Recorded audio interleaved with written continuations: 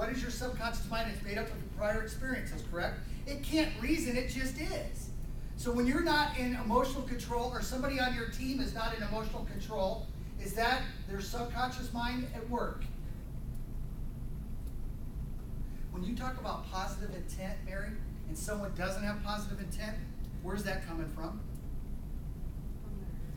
From their experiences, from their subconscious mind. Anyone that's been in one of my seminars, there's 4 different resources that I talk about that changed my life, and they're fundamentally while I'm still with Fred Pryor at Career Track today. One of those is by a guy by the name of Dr. Tom Miller, a man who's my example there. He calls your subconscious mind your horse.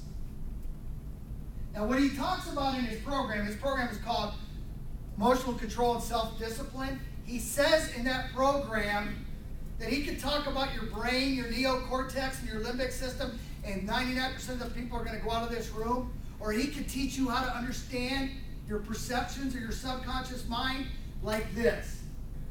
Dr. Miller is the most outrageous presenter you've ever seen in your life. He's retired. He's from Brooklyn, New York. He talks about your subconscious as your horse. He talks about your conscious mind, your ability, Mary, to have positive intent. He calls that your rider. What he means is if you went to the Grand Canyon and you rented a trail horse, they will let anybody ride those horses, because if you try to take the horse off the trail, will it go? No. It's trained to stay on the trail, isn't it? Who's really in control there? The horse or the rider? The horse. As a creative leader, who wants to be in control, the horse or the rider? The rider, because the horse isn't always wrong, but it's not always right. It's just prior experiences. Have you ever gotten in your car and you drove somewhere and you got there and you went, I don't remember driving here just now. Who's done that? Your horse drove you. You don't get in the car and, okay, foot on brake, key in, revert, I'll take you. Red light, stop. You just do it. Move. Now, if I rent an airplane tonight and I take all of us to England and I rent you cars in England, who better drive the car in England, the horse or the rider? Or you will be on the wrong side of the road. That's flawed perception. And what Miller talks about, in his program, it's all about the horse and the rider. He is so outrageous, he makes horse sounds all the way through his stuff. So you get it?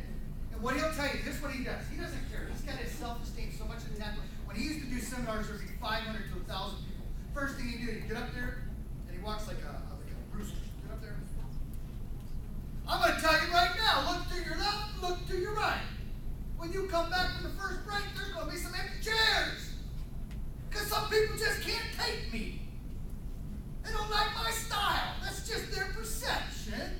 But let me go ahead and get this out of the way. Bye-bye. Don't do that to me. And he says it's usually the good old boys that can't handle it. And he said, I worked 25 years on a program that if you will sit here and buy into it, it will change your life. Why would you not want something that powerful?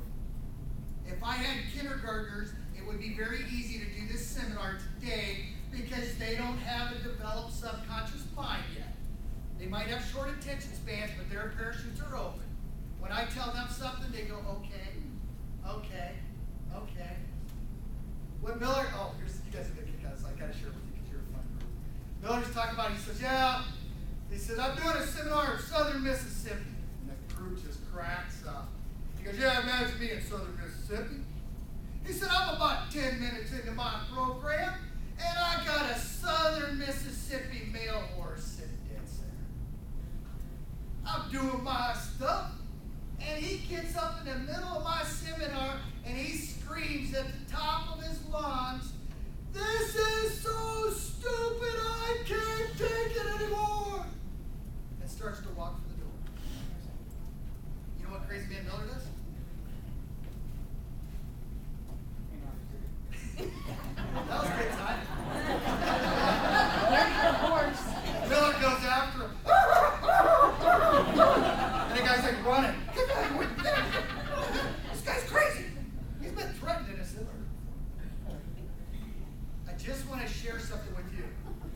If you're going to be a leader, would it be important to be emotional control?